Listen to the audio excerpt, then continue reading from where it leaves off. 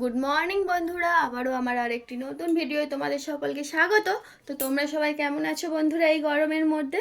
আমার পরিবারের সবাই একটু খারাপ রয়েছে, কেননা ছোট সোনার একটু শরীরের মধ্যে র্যাশ বেরিয়েছে, বড় সোনার আবার একটু পেটে লাগছে, বমি করছেও।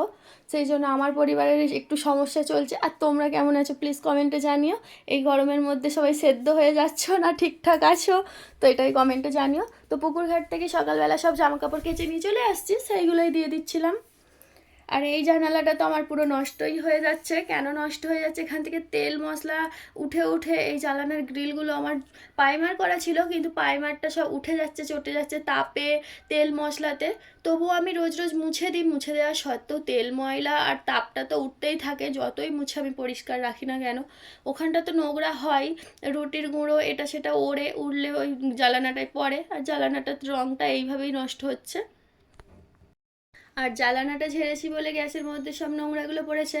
তারপরেও আমি কালকে রাত্রে রুটি করেছি, সেই জন্য গ্যাসটা এমনিতেই আমার নোংরা হয়ে আছে। তো দুদিক, এদিকে জ্বালানার নোংরাও পড়েছে, আমার রুটির গুঁড়োও পড়েছে, সেই জন্য পুরোপুরি ভালোভাবে এখানটা মুছে পরিষ্কার করে নিচ্ছি। এই যে ওই দিকের ওই সাইডগুলো, ওর কালকে আটা যে বেলেছি না, বেলার গুঁড়োগুলো সব পড়ে আছে, সেই জন্য ভালো করে পরিষ্কার করে আমি মুছে নিচ্ছি। এখানটা মুছে নিয়ে এখানে সব বাসনগুলো উপর করবো, সেই জন্যই আগে এই কাজটা করে নিচ্ছি। তারপরে দেখি না ছোটো সোনা উঠে পড়েছে, তো ছোটো সোনাকে ব্রাশ করালাম। ব্রাশ করানোর পর ওকে আমি একটু খাইয়ে নিচ্ছি জল। ও শুধু নর্মাল সাদা জলই খাচ্ছে, ঘুম থেকে উঠে ও শুধু সাদা জলই খায়, এরপরে খাবার খাওয়াবো।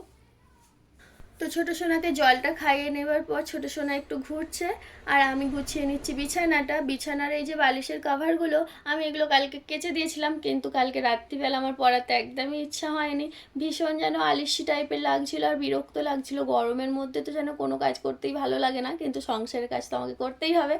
তো কালকে তো করতে পারিনি, সেই জন্য আজকে সকালবেলা ওয়ারগুলো সব পরিয়েও দিলাম, বিছানাটা পরিষ্কার করে গুছিয়ে দিলাম, আর প্লাস সোনার কাঁথাগুলোও গুছিয়ে দিলাম। তারপরে আমি বসে পড়েছি একটুখানি জল খেতে। ভীষণ পরিমাণে গরম হচ্ছিল আর কষ্টও হচ্ছিল, সেই জন্য একটু জল খেয়ে নিলাম, আর একটু চা বানিয়েছি, চাটা নিয়েই বসেছি, চাটা খেয়ে নিচ্ছি।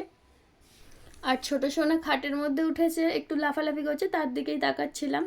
তারপরে ছোটো সোনার খাবারটা বানিয়ে দিয়েছি। ছোটো সোনাকে ডেলি আমি ওকে ছাতুই খাওয়াই, কিন্তু আজকে সকালে ছাতু খাওয়াবো না, ওর জন্য চিড়ে সেদ্ধ করেছি। ভীষণ গরম পড়ে গেছে তো ওর পেটে একটু ছাতু খাওয়াচ্ছি, দেখছি গ্যাস মতো হচ্ছে, সেই জন্য আজকে চিড়ে সেদ্ধটাই খাওয়াবো, চিড়ে সেদ্ধটা ঠান্ডা। তারপরে আমি বসে পড়েছিলাম সবজি করতে। এই যে দেখতে পাচ্ছ বন্ধুরা, সবজি নিয়ে বসে পড়েছি। আসলে এত পরিমাণে গরম পড়ে গেছে না, বাচ্চাদের এমনিতেই শরীর খারাপ হচ্ছে। ওদের টাইম বাই টাইম জল খাওয়াচ্ছি, রেস্টের মধ্যে রাখছি, তার সত্ত্বেও ওরা তো সবসময় আর বাড়িতে থাকতে চায় না।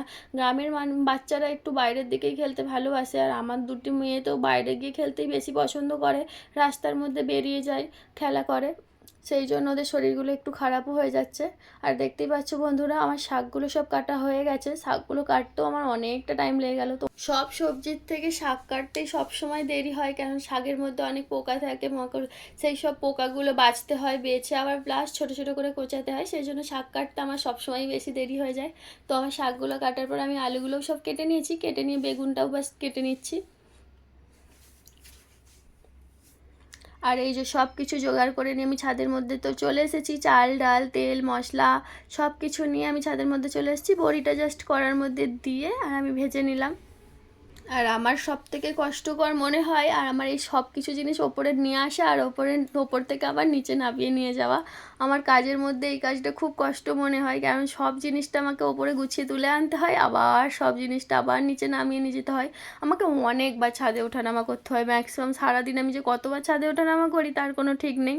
আর শাকটা আমি একটু ভাজতে বসিয়ে দিলাম নুন দিয়ে, আর দেখতেই পাচ্ছ বন্ধুরা আমার শাকটা ভাজা হয়ে গেছে। এটা একটু চচ্চড়ি করবো, সেই জন্যই এত বড় বড় করে শাকগুলো কুটেছি। তো তারপরে আমি একটু কড়ার মধ্যে তেল দিয়ে দিলাম, দিয়ে আর একটু পাঁচফোড়ন ভেজে নিচ্ছি। অল্প করে পাঁচফোড়ন দিয়ে আর কড়ার মধ্যে ভেজে নিচ্ছি, আলুটা ভাজবো বলে। তো বন্ধুরা দেখতেই পাচ্ছ আমার পাঁচফোড়নটা মোটামুটি ভাজা হয়ে গেছে। তারপরে দিয়ে দিলাম আমি আলুটা তরকারির জন্য। হালকা করে নুন দিয়ে দিই আমি সব সবজিতেই, যাতে তাড়াতাড়ি হয়ে যায়। আর এদিকে দেখো আমার তরকারিটার জলটা অনেকটা শুকনো হয়ে গেছে আর সেদ্ধ হয়ে গেছে। আমি এর মধ্যে ভেজে রাখা বড়ি আর নোটে শাকগুলো দিয়ে দিলাম। হালকা জল আছে তারপরে দিলাম, কেননা বেশি জলে শাকটা দিয়ে দিলে আবার সেই শাকটা কীরকম সেই রস রস মশর দেখতে লাগে। অল্প জলে দিলাম। আমার শাকটা তো এমনিতেই ভাজার সময় ভাজা হয়ে গেছে, আর অল্প জলে দেবার পরে সেদ্ধও হয়ে গেল। তো দেখতে পাচ্ছ বন্ধুরা আমার শুকনো হয়ে গেছে পুরো তরকারিটা। আমি নামিয়ে নিচ্ছি, আমার তরকারিটা হয়ে গেছে। তারপরে আমি বসিয়ে দেবো এই যে ভাতটা। এই যে ভাতটা বসিয়ে দিলাম। এই ভাতটা বসিয়ে দেওয়ার পর ভাতের চাল টালগুলো সব তুলে দিলাম। তুলে দিয়ে আর আমি ছোটো সোনাকে নিয়ে বসেছি। এই যে একটু জলের মধ্যে ডেটল গুলে নিচ্ছি আমি। ছোটো সোনার গায়ে যেন কী সব বেরিয়েছে, সেই জন্যই ভীষণ সমস্যা হচ্ছে। আমার ভীষণ টেনশান হচ্ছে কি হবে কি জানি। বাচ্চাদের কিছু হলে তো মায়েদের সারাক্ষণ টেনশানই হতে থাকে যে কি করে সেই জিনিসটা ভালো হবে। আসলে ছোটো সোনা ভীষণ পরিমাণে নোংরা নিয়ে খেলে, এটা সেটা নিয়ে জল টল গায়ে মাখে। এই দেখতে পাচ্ছ হাতগুলো কীরকম কালি টাইপের হয়ে আছে। ওর দিদির পেনগুলোর নিপগুলো ভেঙে ভেঙে কালি টালি মেখে ফেলেছে। সারাক্ষণ তো অন্যায় করতেই থাকে। আর ওর বড় সোনার পেন টেনগুলো নিয়ে উড পেন্সিল নিয়ে ভাঙতে থাকে, চেবাতে থাকে। কি থেকে কি হয়ে গেছে কি জানি। দেখতেই পাচ্ছ বন্ধুরা দেখো গায়ে কীরকম ডিম ডিম মতো হয়েছে। সেই জন্যই পুরো শরীরটা আমি ভালোভাবে ডেটল জল দিয়ে ধুয়ে দিলাম। ধুয়ে দিয়ে আর সেই যে লাল পাতা হয় না, ওই লাল পাতাটা মাখিয়ে দিচ্ছি। বড়রা সবাই বলে যে লাল পাতা মাখালে অনেক সময় এই ডিম টিমগুলো ভালো হয়ে যায়। গরল টরল হয়ে থাকলে নাকি এই লাল পাতা মাখালে ভালো হয়ে যায়। সেই জন্য মা বলছিল, মায়ের কথা শুনেই এগুলো একটু লাগিয়ে দিচ্ছি, দেখা যাক কী হয়। তারপরে আবার ভালো করে ডাক্তার দেখিয়ে নেব। ডাক্তার দেখিয়ে নেবার পর ভালো হয়ে যাবে। আজকে তো অনেকটাই বেলা হয়ে গেছে, সেই জন্য ভাবলাম আমি এরকম ভালো করে পরিষ্কার করে নিয়ে এটা মাখিয়ে দেখি, যদি ভালো হয়ে যায় তাহলে ভালো, আর না হলে আমি আরেকবার ডাক্তার দেখিয়ে নেব। কারণ বাচ্চাদের কিছু হলে ফেলে রাখা একদমই উচিত নয়। এই যে ভালোভাবে আমি পুরো শরীরটাই ওর মাখিয়ে দিচ্ছি।